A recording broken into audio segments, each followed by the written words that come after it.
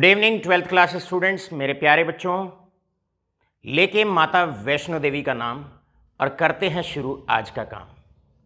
और आज का काम है हमारा कि हम कंक्लूड करने वाले हैं कोलाइडल सॉल्व्स को।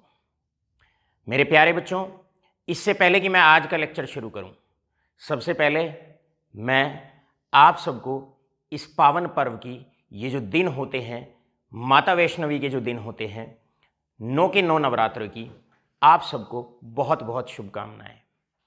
मैं माता से प्रार्थना करता हूं कि हम पर, हमारे बच्चों पर, समस्त संसार पर, समस्त मानव जाति पर अपना आशीर्वाद बनाए रखे। और ये जो आपातकाल का समय हमारे पूरी मानव जाति पर लगा हुआ है, ये बुरा काल जो चला हुआ है, हे माँ जल्दी से जल्दी अब इस बीमारी से पूरी मानव जाति को आप रहित करें। माता वैष्णो देवी से मैं प्रार्थना करता हूं अपने बच्चों के समक्ष कि हे माँ, अब बहुत जल्दी करके बस आप पूरे भारत में, पूरे विश्व में बहुत जल्दी से कोरोना वैक्सीन अब आप मिलवा दें। मेरे प्यारे बच्चों, चलिए करते हैं शुरू आज का लेक्चर।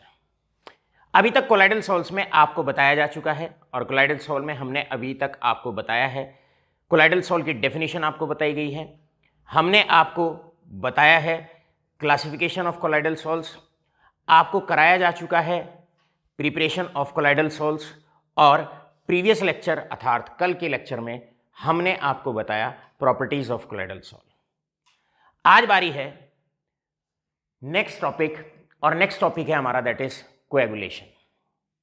मेरे प्यारे बच्चों, कोएगुलेशन या फ्लक्यूलेशन, सबसे पहले इस वर्ड का मीनिंग जानने की कोशिश करते हैं कि कोएगुलेशन का मतलब क्या होता है। भाई, कोएगुलेशन का मतलब होता है टू ब्रिंग टुगेदर, एक साथ लाना, इकट्ठे करना।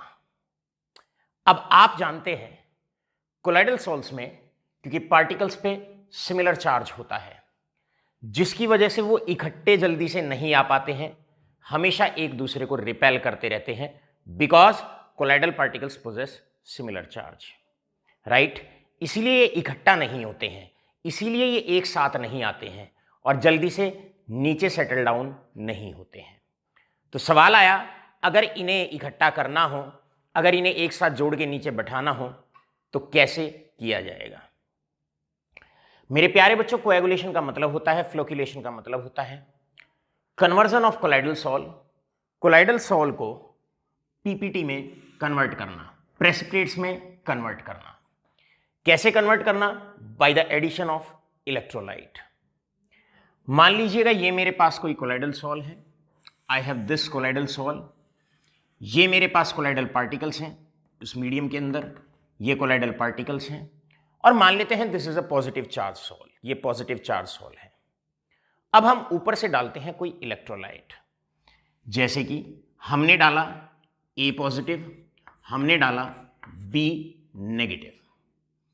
अब ये जो इलेक्ट्रोलाइट है, इसमें से जो ऑपोजिटली चार्ज आयन होगा, इलेक्ट्रोलाइट में जो आपके पास ऑपोजिटली चार्ज आयन होगा, जिस पे कोलाइडल पार्टिकल्स के ऑपोजिट चार्ज होगा, ये ऑपोजिटली चार्ज आयन इलेक्ट्रोलाइट का कोलाइडल पार्टिकल्स का जो चार्ज है उसको न्यूट्रलाइज करेगा, उसको न्यूट्रलाइज करेगा।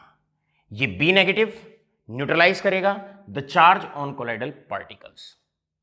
जैसे ही कोलाइडल पार्टिकल्स का चार्ज न्यूट्रलाइज हो जाए या चार्ज उन पे खत्म हो जाएगा, कोलाइडल पार्टिकल्स एक साथ आना शुरू हो जाएंगे, फिर ये इन्हें एक साथ लाएगा।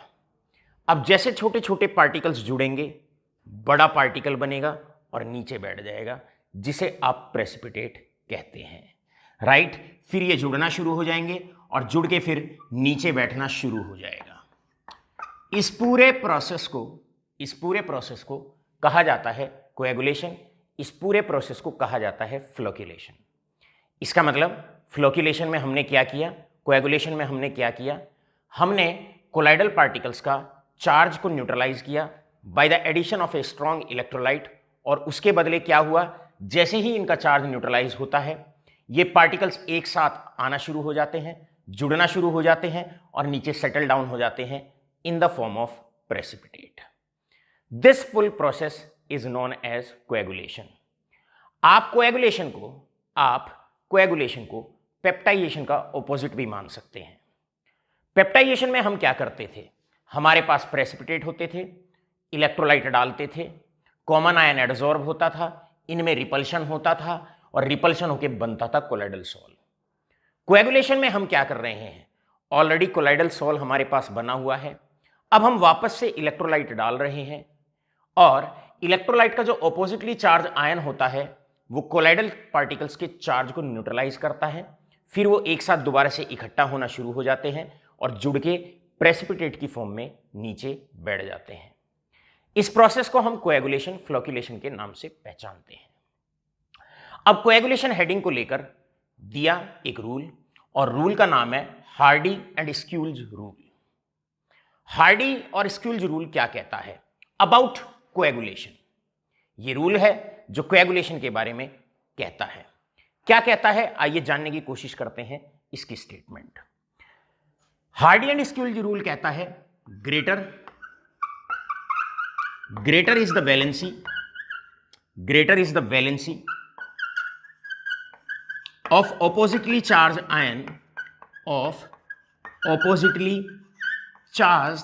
ion faster will be the coagulation.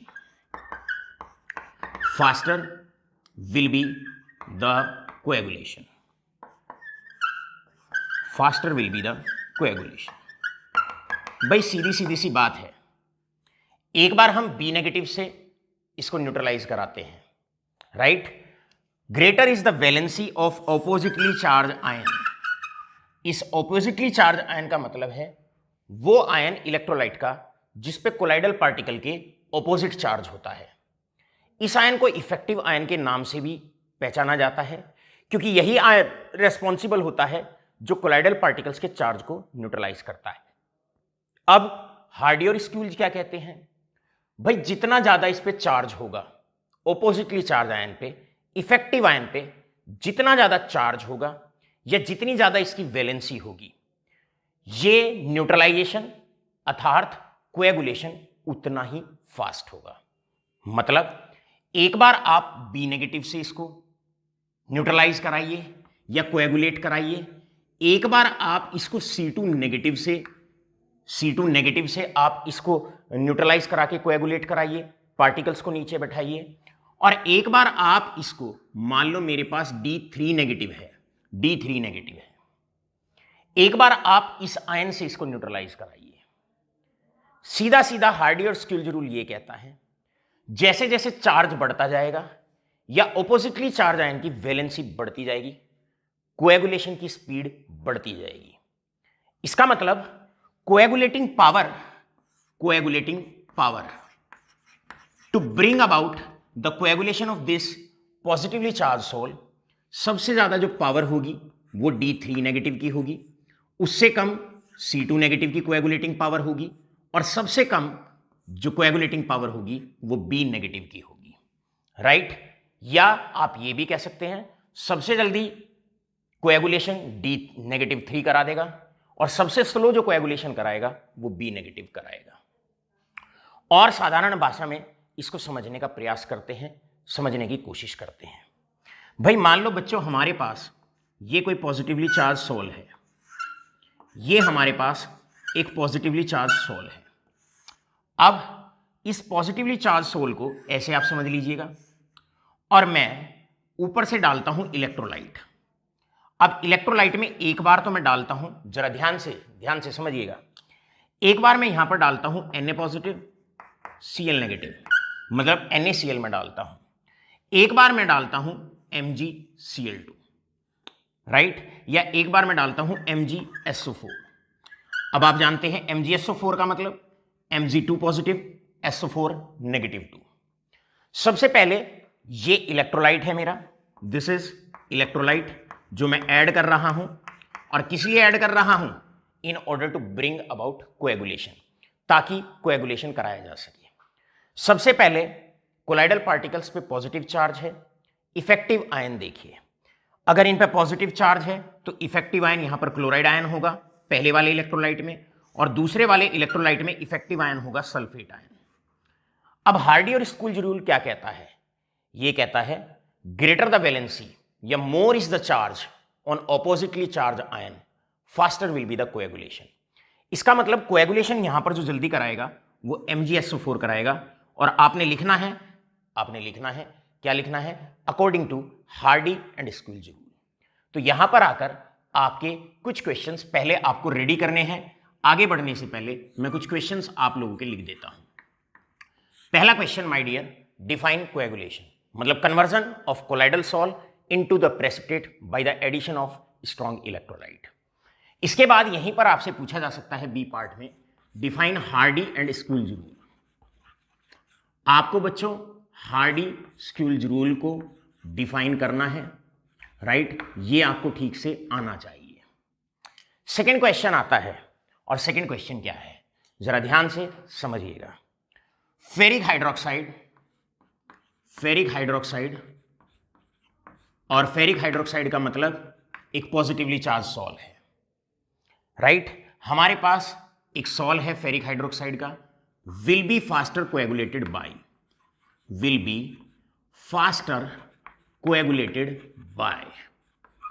भाई सीधा सा क्वेश्चन है, फास्टर कोएगुलेटेड बाय, राइट? आप बताइए जल्दी से कोएगुलेशन कौन कराएगा? कैमरामैन यश, यहां पर आकर आपको यह बताना है फास्टर कोएगुलेशन कौन कराएगा। Number 1, is it visible? Right. बढ़ते हैं आगे।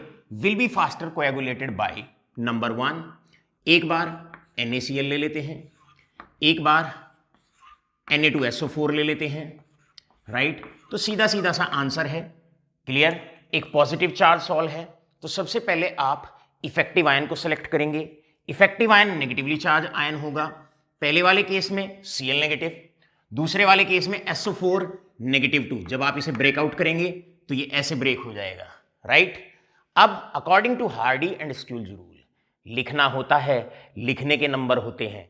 कई बार बच्चा केवल इस पर टिक कर देता है, केवल टिक करने से काम नहीं चलेगा 12th क्लास स्टूडेंट्स।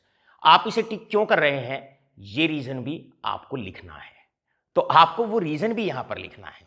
सो रीजन क्या है इसका रीजन है according to Hardy and Schulze rule, greater is the valency या more is the charge on effective ion या oppositely charge ion, faster will be the coagulation. तो सबसे जल्दी आपका कोएगुलेशन ये कराएगा। इसके बाद इसी में ही मान लो बी पार्ट आपका ऐसे बन सकता है। भैया आपसे पूछा जाए, एक बार आपके पास KCl है, एक बार आपके पास K2SO4 है, एक बार आपके पास मान लो K3PO4 है, फॉस्फेट पर -3 चार्ज होता है, और D नीट और J के लिए इस तरीके से बड़े बड़े भी इलेक्ट्रोलाइट आपको दिए जा सकते हैं। अब बी पार्ट में आपसे पूछा जाता है, भाई आपके पास है दैट इज K4FeCN6, आपके पास है K4FeCN6। अब आपको बताना है इन सब में से बहुत जल्दी करके कोएगुलेशन कौन कराएगा। तो सबसे पहले आपकी नजर अर्जुन की तरह, अर्जुन की भांति केवल और केवल इफेक्टिव आयन पर आप रखें। हमने फेरिक हाइड्रोक्साइड सॉल्ट का कोएगुलेशन कराना है और यह बताना है, एक बार इस इलेक्ट्रोलाइट को डालते हैं, एक बार इसको, एक बार इसको और एक बार इसको। आपको बताना है सबसे जल्दी कोएगुलेशन कौन कराएगा और क्यों। तो भाई सीधा सा आंसर है, सीधा सा आंसर क्या है, आपने इफेक्टिव आयन, यहां पर क्लोराइड आयन, यहां पर सल्फेट आयन सेकंड केस में, थर्ड केस में फॉस्फेट आयन, क्लियर है? और जब आप K4FeCN6, जब आप पोटेशियम हेक्सासाइनोफेरेट को, जब आप इसको डिसोशिएट करेंगे तो ये डिसोशिएट होगा और इफेक्टिव आयन इससे निकल के आएगा FeCN6 -4। अब आप जानते हैं जैसे जैसे चार्ज बढ़ता जाएगा वैसे वैसे कोएगुलेटिंग पावर बढ़ती जाएगी, यानी कि पावर या tendency to bring about the coagulation बढ़ती जाएगी। इसका मतलब सबसे मैक्सिमम कोएगुलेटिंग पावर जो होगी वो FeCN6 -4 की होगी। Cl नेगेटिव से ज्यादा सल्फेट, उससे ज्यादा फॉस्फेट और सबसे ज्यादा हेक्सासाइनोफेरेट आयन की आपकी कोएगुलेटिंग पावर होगी। इस प्रकार आपने देखा हार्डी और स्कूल्ज रूल की मदद से कैसे कैसे क्या उसकी डेफिनेशन है, कैसे उसे कॉन्सेप्ट्स पे अप्लाई करना है और किस तरीके से हमने उसको हर टाइप के क्वेश्चन पे लागू करना है। इसके बाद मेरे प्यारे बच्चों, अब आपसे मान लो ये तो पॉजिटिव चार्ज सॉल्व था हमारे पास, अब मैं कोई नेगेटिव चार्ज सॉल्व का एग्जांपल ले लेता हूं। जैसे कि मैं आपसे पूछने लगूं कि मेरे पास अब एक ये नेगेटिव चार्ज सॉल्व है जहां पर कोलाइडल पार्टिकल्स पे नेगेटिव चार्ज है, नेगेटिव चार्ज है। अब आपको बताना है मैं इसका कोएगुलेशन कराता हूं, मतलब यहां पर कोलाइडल सोल को प्रेसिपिटेट में कन्वर्ट करता हूं। कौन कौन सा इलेक्ट्रोलाइट डालकर? एक बार इलेक्ट्रोलाइट में डालता हूं NaCl, यानी कि Na पॉजिटिव Cl नेगेटिव। एक बार मैं डालता हूं MgCl2, यानी कि Mg2 positive and 2Cl negative, ये मैं डालता हूं। सबसे पहले नेगेटिव चार्ज सॉल्व है, तो आप सबसे पहले यहां पर इफेक्टिव आयन को सेलेक्ट करेंगे। इफेक्टिव आयन आपके पास है Na पॉजिटिव, क्लियर है। एक बार इफेक्टिव आयन आपके पास Na पॉजिटिव है और एक बार इफेक्टिव आयन आपके पास Mg2 पॉजिटिव है। अब आपको इसमें से सेलेक्ट करना है। यहां पर वैलेंसी कम है, चार्ज कम है। Mg2 पॉजिटिव पे वैलेंसी ज्यादा है, चार्ज ज्यादा है। अब हार्डी-स्किल्ड रूल क्या कहता है? ग्रेटर इज द वैलेंसी या more is the charge on effective ion, faster will be the coagulation. इसका मतलब Mg2 पॉजिटिव बहुत जल्दी करके कोएगुलेशन करा देगा।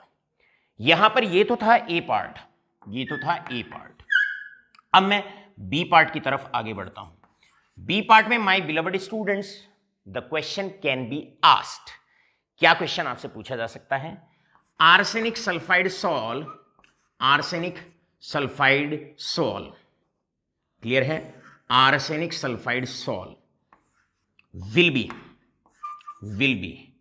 फास्टर कोएगुलेटेड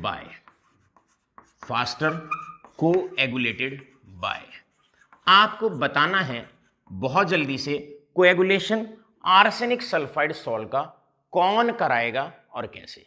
भाई सीधी सी बात है, यहां पर ऑप्शंस आपको दिए जाते हैं। पहला ऑप्शन है, now this is a negative charge solve. Negative charge solve है, कोलाइडल पार्टिकल को हमने ऐसे रिप्रेजेंट किया है। तो अब चलते हैं, नेगेटिव चार्ज सॉल्व है। एक बार आपको electrolyte Na positive Cl negative दिया हुआ है, राइट। एक बार आपको कैल्शियम क्लोराइड दिया हुआ है और एक बार आपको एल्यूमिनियम क्लोराइड दिया हुआ है। अब आप जानते हैं इफेक्टिव आयन को आपने अंडरलाइन करना है। इफेक्टिव आयन होगा जिस पे पॉजिटिव चार्ज होगा, opposite charge to the charge on colloidal particle. Colloidal particle पे नेगेटिव चार्ज है तो इफेक्टिव आयन होगा जिस पे पॉजिटिव चार्ज होगा, मतलब एक कैटायन यहां पर आपका इफेक्टिव आयन बनने वाला है। इसके बाद एल्यूमिनियम पे आप आएंगे। अब आप जानते हैं एल्यूमिनियम पे 3 पॉजिटिव चार्ज, कैल्शियम पे 2 positive charge, right.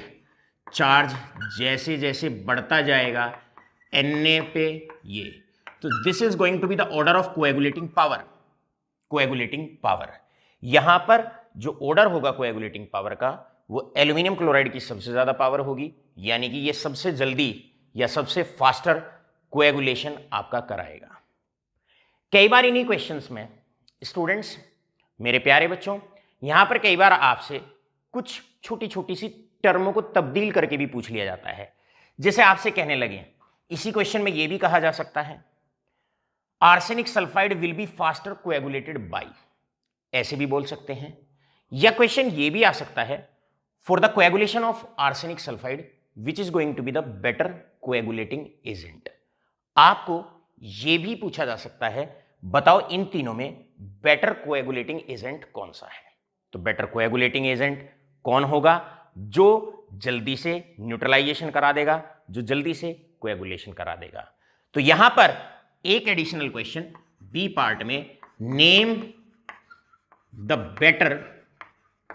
Better coagulating agent. कई बार आप लोगों से कोएगुलेटिंग एजेंट, कई बार आप लोगों से इस तरह के क्वेश्चन भी पूछे जा सकते हैं। तो इनका आपने बेबाकी से आंसर देना है और आपने कहना है भाई AlCl3 is the better coagulating agent out of NaCl, calcium chloride and aluminium chloride. इसके बाद मेरे प्यारे बच्चों बढ़ते हैं आगे। अब आगे छोटी छोटी सी बात, यहां पर मैं नेक्स्ट हेडिंग डालता हूं, यानी कि नेक्स्ट हेडिंग है हमारा that is coagulation value, right. अब मैं नेक्स्ट हेडिंग है मेरा CV।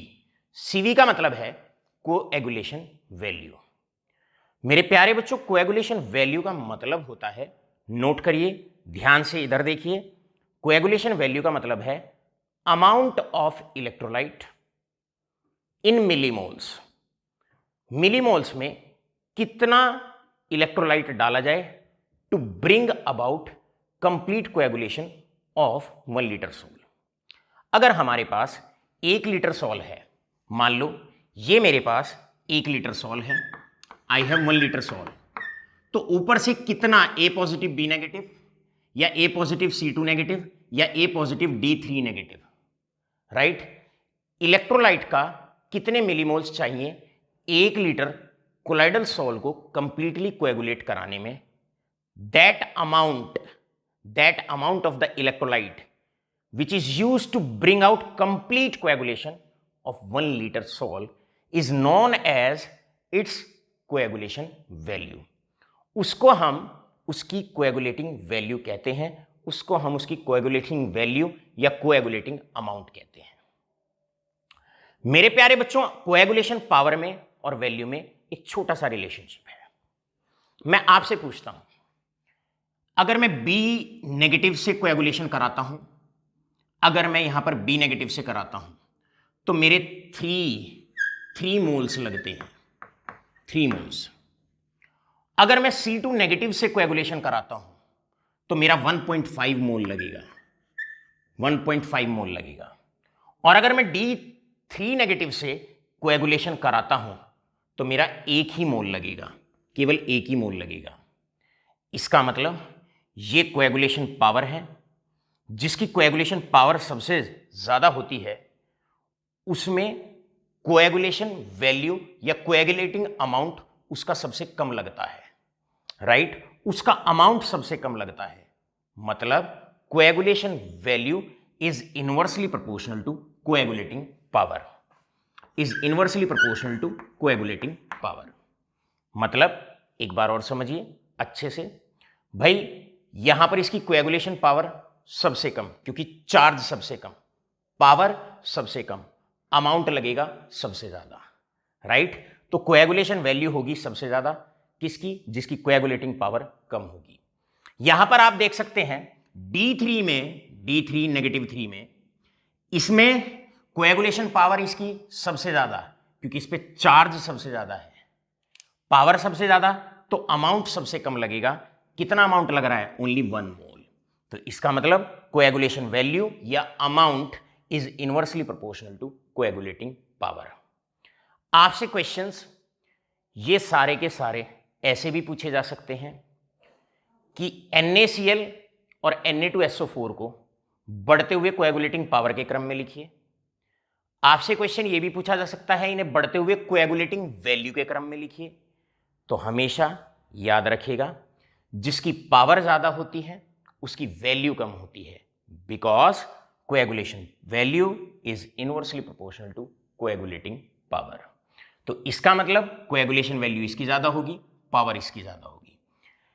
यहां पर K4FeCN6 में आपने देखा पावर इसकी मैक्सिमम, वैल्यू इसकी मिनिमम, मतलब इसका अमाउंट सबसे कम लगेगा to bring about neutralization, to bring about coagulation.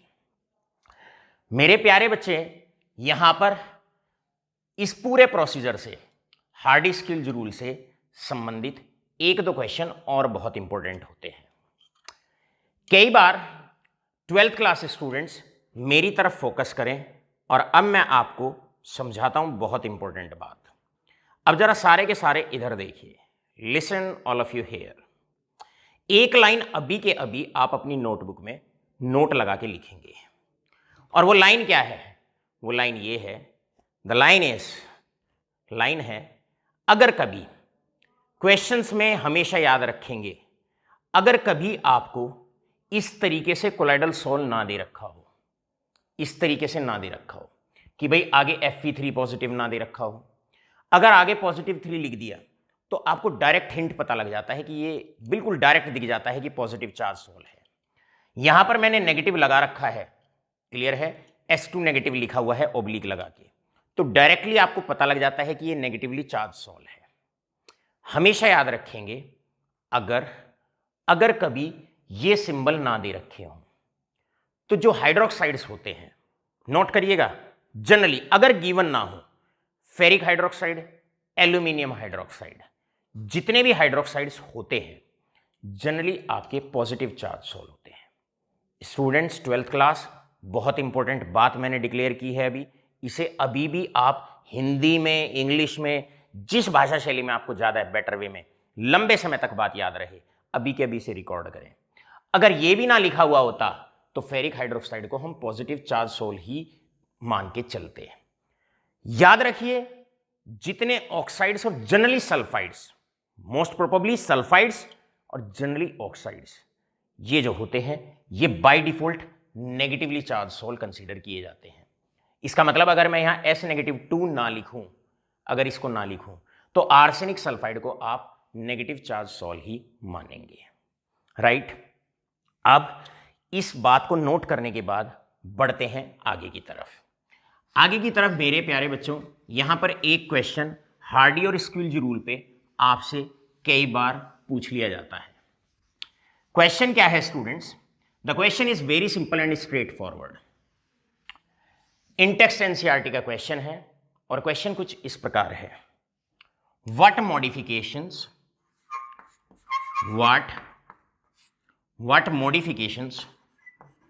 भाई what modifications would you suggest? What modifications would you suggest in Hardy-Squill rule? इस रूल में, इन Hardy-Squill रूल, ये जो स्टेटमेंट इन्होंने दी है, इसमें आप क्या मॉडिफिकेशन कर सकते हैं? तो पहले एक बार स्टेटमेंट को दोबारा से रिकॉल कर लेते हैं। और स्टेटमेंट क्या है? Greater is the valency, faster will be the coagulation. Clear है? Greater is the valency, faster will be the coagulation, या faster will be the coagulating power, एक ही बात है। हार्डी और स्क्विल्ज रूल में कहीं भी स्पीड की तो बात हुई कि अगर चार्ज बढ़ता जाएगा स्पीड बढ़ती जाएगी, लेकिन अमाउंट की कहीं भी बात नहीं हुई। शायद कंप्लीट बात तो तब होती जब ये कहते कि greater is the valency of, नहीं भाई, greater is the valency of oppositely charge ion, faster will be the coagulation, and hence laser will be the amount required of the same substance. मतलब भैया जिसका चार्ज ज्यादा होगा उसकी power ज्यादा होगी और उसका अमाउंट कम लगेगा। इसका चार्ज ज्यादा है, इसकी पावर ज्यादा है, ये सबसे जल्दी कोएगुलेशन कराएगा और इसका अमाउंट भी सबसे कम लगेगा। तो हार्डी और स्क्विल्ज रूल में की स्टेटमेंट में हम सीधा कह सकते हैं और ये कह सकते हैं, concentration was not taken into account. Concentration was not taken into account. भैया कंसंट्रेशन के बारे में कुछ नहीं कहा इन्होंने, टेकन इनटू अकाउंट। अगर ये कंसंट्रेशन के बारे में भी थोड़ा सा बोल जाते तो बस डेफिनेशन पे सोने पे सुहागा हो गया होता, राइट। तो यहां पर आकर आपका अभी तक का लेक्चर हमने बहुत अच्छे से, सरल तरीके से आपको कवर अप कराने की कोशिश की। आशा करता हूं बहुत अच्छे से अभी तक आपके समझ में आ गया होगा। अब आप फटाफट से इसको करें नोट, क्योंकि खटैक से हम करेंगे इसको रब। प्यारे बच्चों, अब बारी है application of colloids oblique coagulation. Application में सबसे पहला आता है कोएगुलेशन ऑफ ब्लड। जब कहीं पर कट लग जाता है और खून की धारा बहने लगती है, ब्लड आउट होने लगता है, ब्लड निकलना शुरू हो जाता है। सो आप याद रखें बच्चों, blood is a negatively charge salt. ये एक नेगेटिवली चार्ज सॉल्ट होता है। अब उस ब्लड को रोकने के लिए, उसको कोएगुलेट करने के लिए हम या तो फिटकरी लगाया करते हैं, एलम लगाया करते हैं, या फिर हम यूज करते हैं FeCl3 सॉल्यूशन। सवाल आया, why FeCl3 is considered is considered as a best coagulating agent for the blood. पहले क्वेश्चन आ सकता है, name what type of sol is blood, तो आप कहेंगे नेगेटिवली चार्ज सोल. इसके बाद क्वेश्चन आता है, and the question is why FeCl3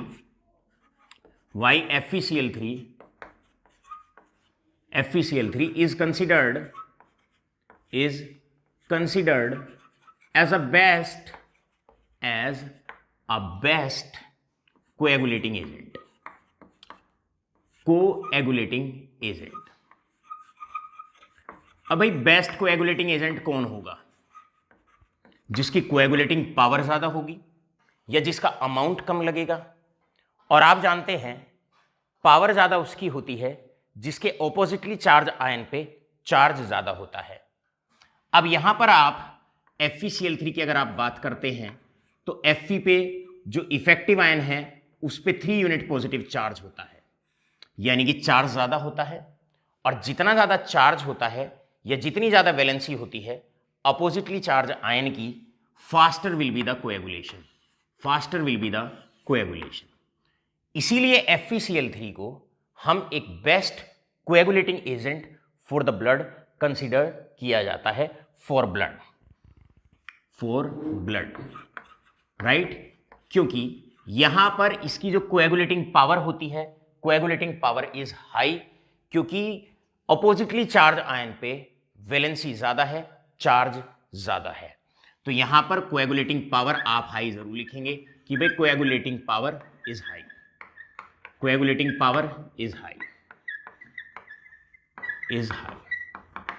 सो पहली एप्लीकेशन आपकी एप्लीकेशन ऑफ कॉलॉइड्स और कोएगुलेशन की ब्लड को लेकर ही बनती है, राइट? सेकेंड एप्लीकेशन की तरफ आगे बढ़ते हैं. What is a second application? Second application होती है मेरे प्यारे बच्चों, that is smoke precipitators. Second is smoke precipitators.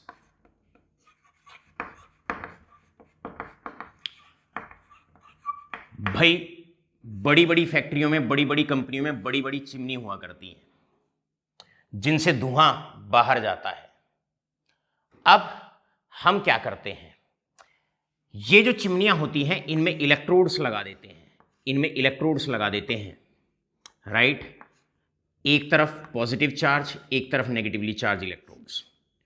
उनमें इलेक्ट्रोड कुछ डिस्टेंस पर इलेक्ट्रोड्स लगा दी जाती हैं. अब उन इलेक्ट्रोड का फंक्शन क्या होता है? यहां से स्मोक जाता है, यहां से धुआं जाता है.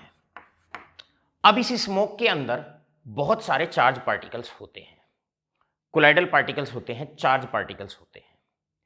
अब धुएं में मान के चलो, अगर स्मोक के अंदर नेगेटिवली चार्ज पार्टिकल्स हैं तो वो सारे के सारे नेगेटिवली चार्ज पार्टिकल्स इलेक्ट्रोड पे चले जाएंगे, वहां पर जाकर वो न्यूट्रलाइज हो जाएंगे, और साथ के साथ जैसे ही ये न्यूट्रलाइज होंगे, कोएगुलेट होके यहीं पर नीचे ढेर बनना शुरू हो जाएगा, एक हीप बनना शुरू हो जाएगा.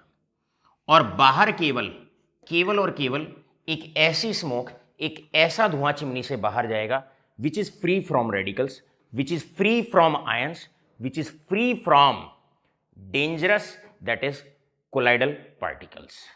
तो इस प्रकार क्या होता है, स्मोक प्रेसिपिटेटर्स में भी हम किस प्रकार कोलॉइड्स के कोएगुलेशन का इस्तेमाल करते हैं, इस कॉन्सेप्ट को अप्लाई करते हैं, यह भी आपको जानना जरूरी है. चलते हैं थर्ड एप्लीकेशन की तरफ. थर्ड एप्लीकेशन है, the third application is that is delta formation. मेरे प्यारे बच्चों, ये रिवर है. अब रिवर, जहां पर ये आपके पास समुद्र है, ये रिवर है, एक पॉइंट ऐसा आता है जब रिवर समुद्र से मिलती है तो वहां पर कुछ रीजन्स डेवलप हो जाते हैं जिसको डेल्टा बोला जाता है. वहां पर एक रीजन डेवलप हो जाता है, एक क्षेत्र, एक एरिया डेवलप हो जाता है, क्लियर है? उसको एक लैंड फॉर्मेशन हो जाती है जिसको हम डेल्टा कहते हैं. अब ये रिवर है, रिवर के अंदर particular type of colloidal particles होते हैं. मान लो रिवर के अंदर नेगेटिवली चार्ज पार्टिकल्स हैं, राइट? अब ये आपका सी है, ये आपका समुद्र है। समुद्र के अंदर तो पानी ही सॉल्टी होता है, समुद्र के अंदर तो बहुत सारा इलेक्ट्रोलाइट होता है, राइट, बहुत सारे नमक होते हैं, ग्रेटेस्ट सोर्स होता है नमक का। अब समुद्र के अंदर दोनों तरह के पार्टिकल होते हैं, पॉजिटिव चार्ज भी होते हैं और नेगेटिव चार्ज भी होते हैं, right. We have positive charge as well, we have negative charge as well. अब जो पॉजिटिव चार्ज पार्टिकल्स होते हैं समुद्र के अंदर,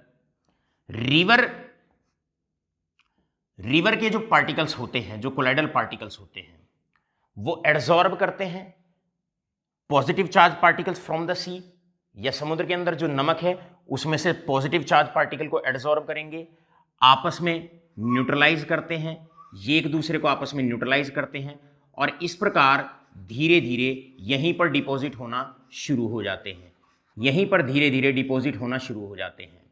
दिनों, महीने, सालों तक जब ये कार्य चलता रहता है, बराबर धीरे धीरे न्यूट्रलाइजेशन चलता रहता है, ये पार्टिकल्स यहीं पे कोएगुलेट होना शुरू हो जाते हैं, इकट्ठा होना शुरू हो जाते हैं और रीजन जो यहाँ पर डेवलप होता है, जो बनता है, उसको डेल्टा के नाम से पहचाना जाता है।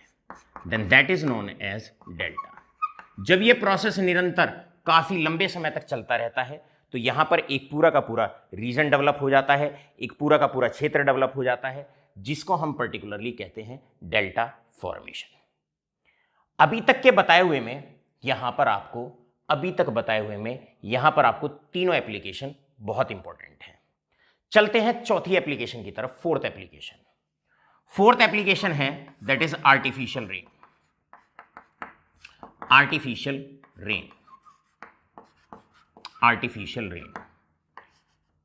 मेरे प्यारे बच्चों, आर्टिफिशियल रेन भी कई बार कराई दी जाती है। हमारे पास यूनिवर्स के अंदर, हमारे पूरे वर्ल्ड में बहुत सारा रीजन ऐसा है जहां पर बारिश नहीं होती है। अब साइंटिस्टों ने टेक्निक डेवलप की कि अगर किसी ऐसे क्षेत्र में बारिश करानी हो जहां पर बादल बरसते नहीं हैं। अब मॉइस्चर तो सभी जगह होता है, हर जगह होता है, बादलों में होता है, लेकिन बारिश ना होने का कारण क्या होता है कि वो वाटर वेपर अच्छे से कंडेंस नहीं हो पाते हैं, जुड़ नहीं पाते हैं, भारी नहीं बन पाते हैं और बरस नहीं पाते हैं। तो क्या किया साइंटिस्ट ने ये काम किया कि भाई ये हमारे पास बड़े सारे डस्ट पार्टिकल्स होते हैं और उनके ऊपर ये वाटर वेपर्स हैं, एटमॉस्फेयर के अंदर ये उनके ऊपर वाटर वेपर्स हैं, तो साइंटिस्टों ने क्या काम किया, अब वाटर वेपर्स एटमॉस्फेयर से एक particular type of ion adsorb कर लेते हैं और जनरली उन पे सिमिलर चार्ज आ जाता है। बादलों में वाटर वेपर्स पे चार्ज होता है, सिमिलर चार्ज होता है। तो रॉकेट वगैरह से टेक्निक से क्या काम किया जाता है, रॉकेट से, छोटे छोटे प्लेन से क्या करते हैं, स्प्रे करते हैं कोलाइडल डस्ट। अब कोलाइडल डस्ट का मतलब होता है, कोलाइडल डस्ट का स्प्रे कर दिया जाता है, कोलाइडल डस्ट का स्प्रे कर देते हैं। अब डस्ट में जैसे कि आपके पास सी फॉर एग्जाम्पल KI वगैरह होते हैं, तो ये क्या करते हैं, जो कोलाइडल डस्ट होती है ये वाटर वेपर्स पे जो चार्ज आ जाता है उस चार्ज को न्यूट्रलाइज करते हैं। जैसे ही वाटर वेपर्स का चार्ज न्यूट्रलाइज होता है तो वो नज़दीक आते हैं, जुड़ते हैं, भारी हो जाते हैं और नीचे गिरना शुरू हो जाते हैं, राइट। तो आर्टिफिशियल रेन में भी आप ये लिख सकते हैं कि कोलाइडल डस्ट स्प्रे कर दी जाती है, जिससे बादलों के अंदर जो वाटर वेपर्स होते हैं उनके चार्ज को न्यूट्रलाइज कराया जाता है। एक बार वाटर वेपर्स का चार्ज अगर न्यूट्रलाइज हो गया, वो आपस में इकट्ठा होना शुरू हो जाते हैं, जुड़ना शुरू हो जाते हैं और भारी बनके पानी की फॉर्म में, बूंदों की फॉर्म में नीचे गिरना शुरू हो जाते हैं।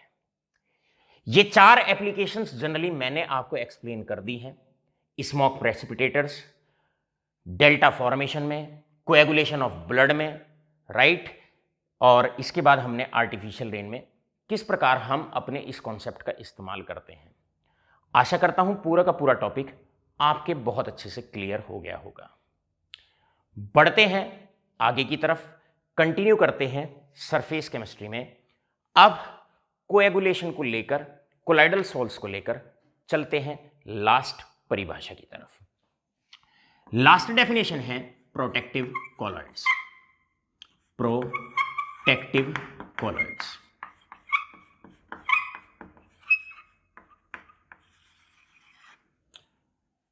प्यारे बच्चों, 12th क्लास स्टूडेंट्स, आप जानते हैं ये आपके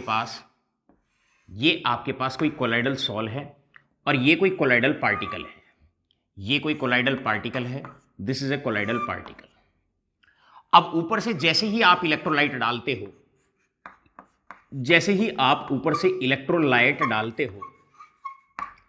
तो वो इसके चार्ज को न्यूट्रलाइज करता है और इसे नीचे बैठा देता है, जिसे कोएगुलेशन कहा जाता है।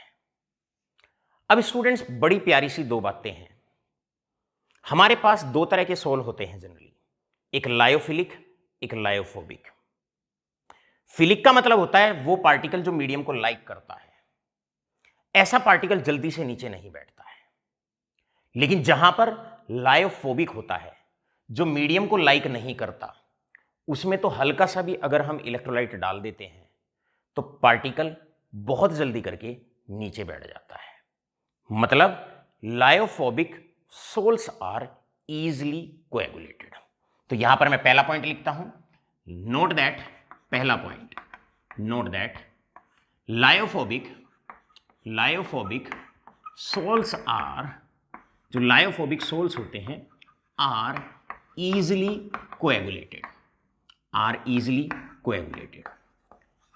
अब ताकि वो जल्दी से कोएगुलेट ना हो, अगर हम ये चाहते हैं कि लायोफोबिक जो मीडियम रिपेलिंग सोल्स होते हैं, या जहां पर कोलाइडल पार्टिकल्स मीडियम को लाइक नहीं करते हैं, और हम ये चाहते हैं कि कोलाइडल पार्टिकल मीडियम में बना रहे और हल्का फुल्का अगर इलेक्ट्रोलाइट डाल दें तो वो उसका कोएगुलेशन ना कराए, तो हम क्या कर सकते हैं, हम इस कोलाइडल सोल की प्रोटेक्शन कर सकते हैं ताकि कोएगुलेशन ना हो।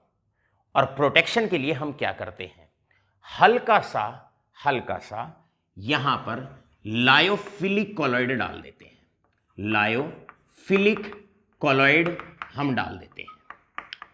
अब वो लायोफिलिक कॉलॉइड क्या करते हैं, ये डाल देते हैं। लायोफिलिक कॉलॉइड के जो पार्टिकल्स होते हैं वो लायोफोबिक के ऊपर आके बैठ जाते हैं, और हल्का फुल्का अगर इलेक्ट्रोलाइट आता भी है, डल जाता है, तो जल्दी से उसको नीचे बैठने नहीं देते हैं। इसका मतलब लायोफिलिक कॉलॉइड क्या हुए, प्रोटेक्टिव कॉलॉइड क्या हुए, these are the lyophilic colloids which when added to lyophobic colloids and saves its coagulation, और वो उसके कोएगुलेशन से उसको बचाते हैं। एग्जाम्पल, गम जेलेटिन स्टार्च, अब एक बड़ा प्यारा सा क्वेश्चन यहां पर बनता है, राइट? क्वेश्चन है, why gelatin is added to creams? Gelatin is added to creams. भाई, क्रीम्स में आप जेलेटिन ऐड क्यों करते हैं? तो याद रखिएगा, एक लायोफिलिक कॉलॉइड को जब हम लायोफोबिक में डालते हैं तो लायोफिलिक कॉलॉइड क्या करता है, एक प्रोटेक्टिव कॉलॉइड की तरह एक्ट करता है, राइट? तो आप याद रखेंगे ये प्रोटेक्टिव कॉलॉइड की तरह काम करता है। 3 नाम मैंने बता दिए, हमेशा इनको यूज करना है बहुत अच्छे से कि भाई जेलेटिन क्या करते हैं, क्रीम्स वगैरह में, आइसक्रीम वगैरह में इस तरह के बड़े सारे सब्सटेंसेस, लायोफिलिक सब्सटेंसेस डाले जाते हैं ताकि जल्दी से कोएगुलेशन ना हो जाए, डिस्पर्स फेस, डिस्पर्जन मीडियम अलग अलग ना हो जाए। यहां पर आकर मेरे प्यारे बच्चों, अब प्रोटेक्टिव कॉलॉइड की डेफिनेशन भी आपकी क्लियर हो जाती है। चलते हैं लास्ट डेफिनेशन की तरफ। लास्ट डेफिनेशन है इसके अंदर, द लास्ट डेफिनेशन है, आपसे पूछ लिया जाता है गोल्ड नंबर। अब गोल्ड नंबर का मतलब क्या होता है भाई, अगर हम गोल्ड का सोल ले लें, हमारे पास 10 ml है of gold metal sol. Last definition है gold number. 10 ml gold sol ले लिया। अब हम इधर ले रहे हैं प्रोटेक्टिव कोलॉइड, प्रोटेक्टिव कोलॉइड यानी कि कोई भी लायोफिलिक गम, जिलेटिन, स्टार्च। इधर से हम डाल रहे हैं इलेक्ट्रोलाइट, ये है इलेक्ट्रोलाइट, और इलेक्ट्रोलाइट कौन सा डाल रहे हैं, दैट इज इलेक्ट्रोलाइट डाल रहे हैं 1 ml of 10% NaCl। 1 ml, 1 ml लेना है, किस सॉल्यूशन का लेना है, 10% NaCl सॉल्यूशन का लेना है। साधारण सी डेफिनेशन है, सुनिए क्या कहता हूं मैं। 10 ml गोल्ड सोल में कितना प्रोटेक्टिव कोलॉइड डालें ताकि कोई कोएगुलेशन ना हो जब हम 1 ml 10% NaCl सॉल्यूशन को उसके अंदर डालें। मतलब 10 ml गोल्ड सोल को में कितना प्रोटेक्टिव कोलॉइड डाला जाए ताकि जब उसमें हम 1 ml NaCl 10% का डालें कोई कोएगुलेशन ना हो, ये उसका गोल्ड नंबर होता है। छोटी छोटी सी डेफिनेशन होती है, सीबीएसई बोर्ड के लिए इतनी इंपॉर्टेंट नहीं बनती, लेकिन इस तरह के वर्ड्स का कई बार एमसीक्यूज में इस्तेमाल होता है। राइट, आपको प्रोटेक्टिव कोलॉइड, गोल्ड नंबर, सीधी सीधी सी डेफिनेशन आपसे स्ट्रेट फॉरवर्ड डायरेक्टली ही पूछ ली जाती है। भाई define gold number, define protective colloids, इस तरह की डेफिनेशन आपसे डायरेक्टली ही पूछ ली जाती है। मेरे प्यारे बच्चों, यहां पर आकर आपका जो कोएगुलेशन वाला पूरा पार्ट होता है, कोलाइडल सॉल वाला, या मैं ये कहूं कि सरफेस फिनोमेनन के 2 पार्ट आपके अभी तक पूरे हो गए हैं। पहला पार्ट एडजॉर्प्शन का था और दूसरा पार्ट हमने जो अभी कवर अप कराया, दूसरा पार्ट ये था कोलॉइड्स का। मेन जो सरफेस केमिस्ट्री होती है उसमें बेसिकली कोलॉइड्स का ही पूरा का पूरा डिस्कस किया हुआ है, कोलॉइड्स का ही पूरा टॉपिक बनता है। आशा करता हूं पूरा कोलॉइड्स आपके हंसते खेलते अच्छे से लर्न हो गया होगा। आज का लेक्चर यहीं पर आकर समाप्त होता है। बहुत बहुत धन्यवाद।